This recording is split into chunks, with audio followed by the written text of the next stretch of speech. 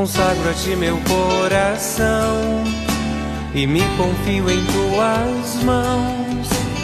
Bem-aventurada,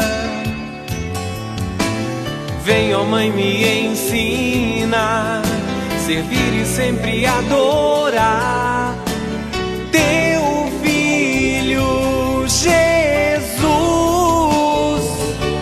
Mãe da esperança.